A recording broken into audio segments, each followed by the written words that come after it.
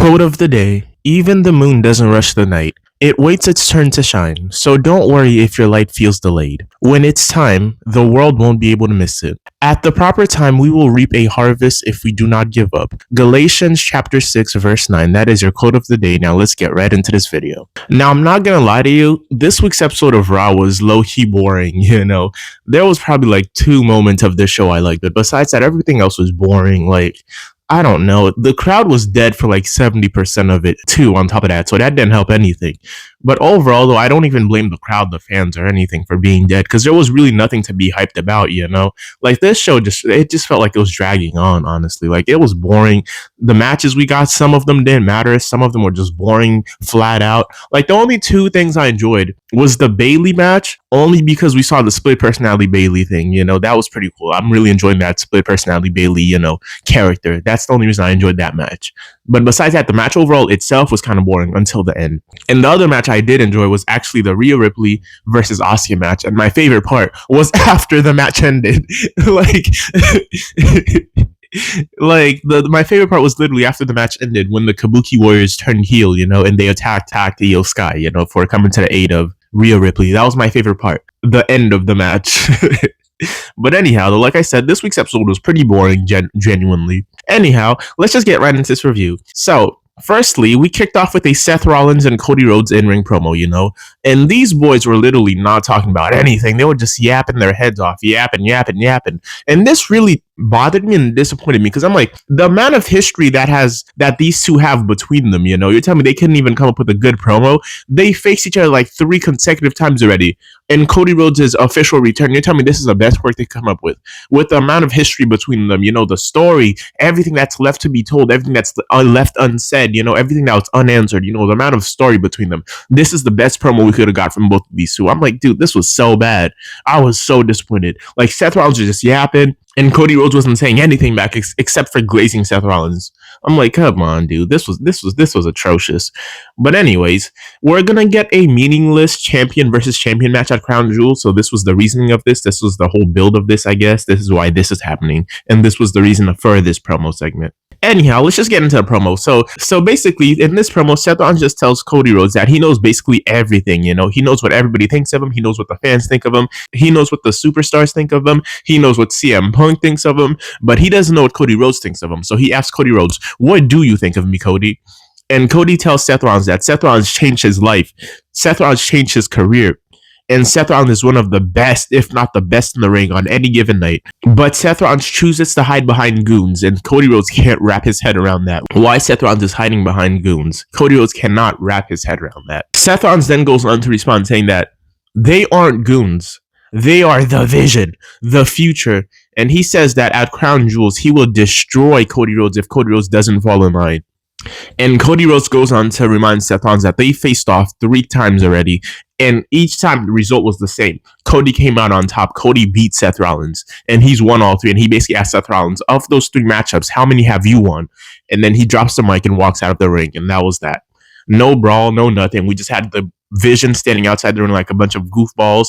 And Paul Heyman was there. Paul Heyman didn't even say anything. And nobody's acknowledging the fact that Paul Heyman was put in the hospital. Nothing. We just moved on from it, Anyways, after this, we basically got a backstage promo segment from Jey Uso and Jimmy Uso. So main event, Jey Uso. 4 letters, 1 word. Yeet, man, Jey Uso. He basically blames LA Knight and Jimmy Uso for costing him the match at Garbage Palooza, He says that if it wasn't for LA Knight shouldn't have been the guest referee. Like, why was LA Knight even the guest referee? And that's what Jey Uso basically brings up, And he says if Jimmy Uso had just let the Bronze handle LA Knight wouldn't have even been at Garbage Palooza. So he blames LA Knight and Jimmy Uso for teaming up, for costing him the match. And he says, if it wasn't for LA Knight being the guest referee, and if it wasn't for you saving LA Knight from the Bronze, none of this would have happened. We would have won at Garbage Palooza and would have been standing here right now, the winners, And Jey Uso goes on to say, tonight, though, I'm going to body LA Knight. So look out for that. I'm going to get my get back. I'm gonna get my ones in, and I'm gonna handle this. And that's what he tells to Jimmy Uso. And Jimmy Uso was just confused, and he's like, "Dude, what's even going on with you?" And then we even got a little segment where Cody Rhodes was talking to Jimmy Uso too backstage, and Jimmy Uso was just eyeing his championship, which was pretty cool in my opinion. I'm like, I don't know what this is hinting towards, but like I'm here for it. Maybe like a heel turn, maybe Jey Uso goes after Cody Rhodes' championship, maybe something like that, but I don't know. But I did see him eyeing it. Anyways, after this, we got a match, it was our first match of the night, and it was the War Raiders and Penta versus the New Day, Kofi Kingston, Xavier Woods, and Grayson Waller, aka Big G. And if you were wondering, yes, we've seen this matchup already. I'm like, dude, why is this on my screen again?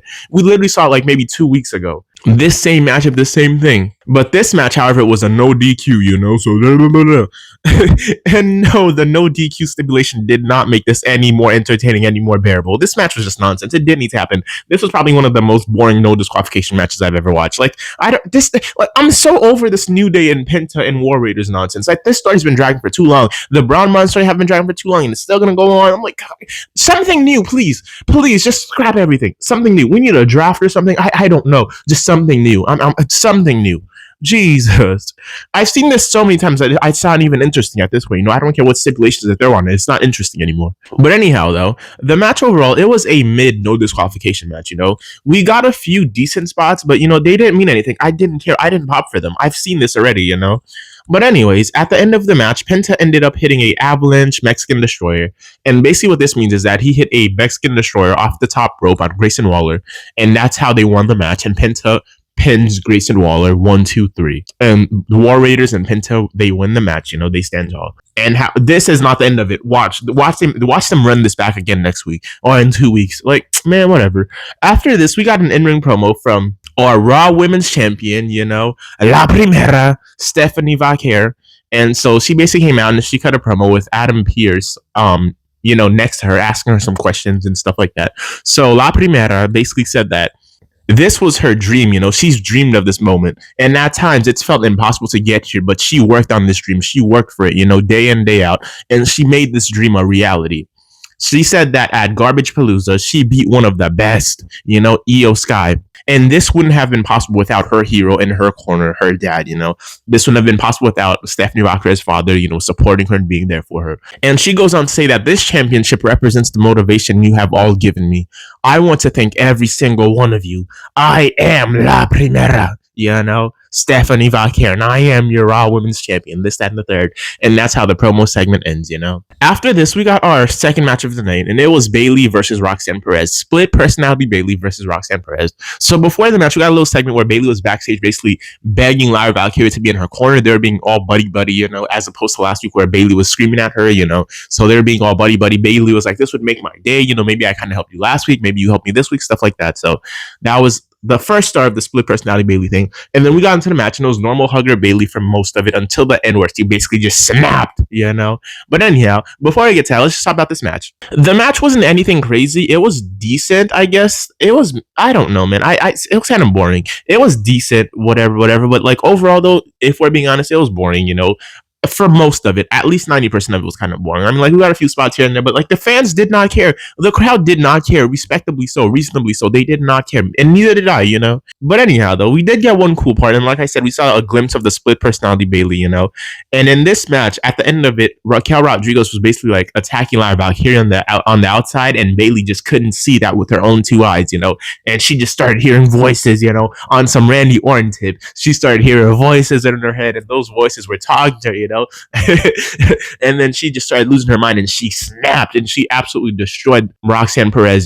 She hit a Bayley to belly, she hit a running knee, and she hit the rose plant finisher on her for the win. And Bayley basically just lost her mind, and she snapped. And I really enjoyed that. And after the match, she couldn't decipher who was who, I guess, and she ended up just shoving Lyra Valkyria to the floor. And she's like, "What are you doing out here? Why are you trying to hug me? Get away from me, And I found that pretty interesting. But anyhow, after this, though, we moved on to our third match of the night, and it was JD McDonough versus Rusev, the Bulgarian brute Rusev. And I'm not gonna lie, I did not care about this match at all. It was happening because Rusev basically challenged Dominic Mysterio to a match last week, I guess, or he said something to Dominic Mysterio, and Dominic Mysterio made JD face him, and like the match was already set up, this and that and the third, and Dominic Mysterio's like, you gotta handle this for me, like we're boys, like do it for the Judgment Day, and I'm like, whatever, and that was basically the whole reason that this match was happening. And I'm gonna be honest with you, I barely even remember what happened in this match. The only thing I remember was the end. Rusev ended up winning with an accolade submission hold, and Dirt Dominic was watching JD in the submission hold, and he refused to come in the ring to help JD. He just watched this man get laid out and like knocked out. Like he did not do a thing. He froze in his tracks. And the Finn Balor ended up having to be the one to come out to save JD McDonough. He ran out from backstage to help JD because Dominic Mysterio just watched him. He just stood there. So I'm like, okay, I see where this is going. I feel like they're starting to realize that Dominic Mysterio is not adding anything to Judgment Day anymore. He just takes and takes and takes and takes and takes. He's not adding anything. He's not looking out for anyone but himself, And I feel like this might be the new angle. So I'm interested to see where they go from there. But anyhow, after this, we got our fourth match of the night, and it was LA Knight versus main event Jey Uso, 4 letters, 1 word, Heat Man Jey Uso versus Mr. Yeah. Anyhow, throughout this match, we got a more heelish Jey Uso. He was moving different. This man was moving questionably. He was moving deviously. He didn't care. He basically attacked LA Knight before the match started. So, like, we're getting a new version of Jey Uso, like a heelish Jey Uso. Maybe he's not a full heel yet, but he's starting to become a heel, So he was just moving different, And Jey Uso was just basically pulling out moves that, like, we basically never seen before. He was attacking LA Knight before the bell rang. He was just taking advantage of every opportunity, of every distraction, And to like add to that, like we even got at the end of the match a distraction from the Braun Runs. They literally came out to attack LA Knight, and Jey Uso did not care. They distracted LA Knight, and Jey Uso just used the opportunity to spear the life out of LA Knight and hit him with an Uso splash for the win. And the Braun Runs came out to attack LA Knight again, after the match ended, and Jey Uso literally just stood on the entrance ramp and he watched it. He's like, I'm not gonna do anything. I'm not gonna help. And Jimmy Uso ended up having to be the one to come out with a steel chair. Jimmy Uso was begging him, dude, help me, help him out, And Jey Uso was like, this is not my business. This don't got nothing to do with me, And he walked out, and Jey Uso ended up having to come down to the ring with a steel chair to fend off the Braun Runs. So we are getting a new version of Jey Uso, which is pretty cool, I guess. Anyhow, after this, we got to our main event, and it was Auska versus Rhea Ripley. And this match was basically set up because Rhea Ripley was mad at Auska. We got a backstage segment where Rhea Ripley was telling Auska that I'm tired of you disrespecting everyone around here. I'm tired of you disrespecting me. And we're going to face off tonight one-on-one in the ring. And maybe we're going to beat the respect into each other, And maybe I could finally get through to you. Maybe I could teach you some respect, And that was basically that. Anyhow, this match overall was decent. It was a decent match. I'm not gonna lie to you, it was a decent match. I enjoyed it, and I was happy that we at least got something new and something different in the main event scene. At least we didn't get a Braun and LA Knight and Jey Uso thing in the main event scene. A Vision thing. I'm happy we didn't get that. Anyhow, though, like I said, I'm happy we got something different in the main event scene. Rhea Ripley, however, did end up picking up the win via roll-up. We even got distractions from Kairi Sane, which didn't matter, because Rhea Ripley, she can be defeated, she can be pinned, none of that. So even with distractions, Auska could not get the upper hand on Rhea Ripley. So like I said, Rhea Ripley ended up winning via roll-up. But my favorite part, like I said, came after the match ended, after the match. After the match ends, Auska ended up hitting Rhea Ripley with the poison mist straight to the face. And I don't know how she got so much poison mist on her, but she got, like, Rhea Ripley was like 50% of her body was covered with the mist. I'm like, I don't even know how she did that. Because it didn't even look that accurate of a, whatever, It didn't even look like that accurate of a, I guess, spit of the poison mist, but like it got all over her. And I was like, okay, that was pretty cool. And then Auska ended up ordering Kairi Sane to attack Rhea Ripley, and this was after the match. So like Kairi Sane was like, whatever, okay, I'm gonna attack her because you told me to. And they started beating down Rhea Ripley. And out of nowhere, Io Sky's theme song hits. She comes running out to the aid of Rhea Ripley, begging the Kabuki Warriors to stop this. Like, what are you doing? What is this, Auska? What are you doing right now? Kairi Sane, what are you doing? Listen to her. You shouldn't be doing this. This is not what we do. And this was basically what, like, the whole gist of it was. And she was trying to save Rhea Ripley. And then Auska was like, you know what? You're right. They hug it out for a second. And then Auska turns around. She basically kicks Io Sky's head off her shoulders, And then the Kabuki Warriors proceeded to just viciously beat down Io Sky, might I add. Like, they left her laid out, They were hitting tag team moves on her and everything, high flying moves on her. I'm like, you guys were just friends. Golly. She's already dead. Dude, they were beating her down viciously. They did not care. So I'm like, that's pretty cool. We finally got the heel turn. So the Kabuki Warriors and Io Sky are no more a thing, I guess, They're not a faction anymore. So I guess we're going to get a thing where it's the Kabuki Warriors versus Io Sky and Rhea Ripley, I guess, a tag team match at some point. So cool, I guess. But that was it. That was your whole episode of Raw. That was the whole Raw. Anyways, though, this Raw overall, I would rate it a solid 4.5 out of 10. Even though WWE did try to do something different in the main event, the whole show overall, like I said, was still a little bit boring in my opinion. I didn't really care too much about it. It dragged on. Most of the things on it didn't really matter. They didn't progress anything. Nothing like really got further, This show overall, it was boring in my opinion, except for like two spots, two moments. Like I said, so overall, I would rate it a solid 4.5 out of 10.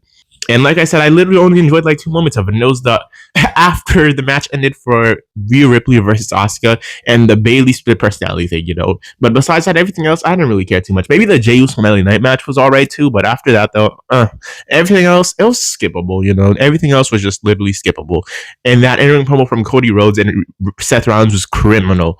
Like, that was criminal. That was just a waste of time. But anyhow, though, that was my breakdown and my review of Raw this week. Thank you for showing up. Thank you for hearing me out. And thank you for being here. Like, comment, and subscribe if you want to. Like, comment, and subscribe if you'd like to. And like, comment, and subscribe if you choose to. As always, it's been a pleasure. I'm out.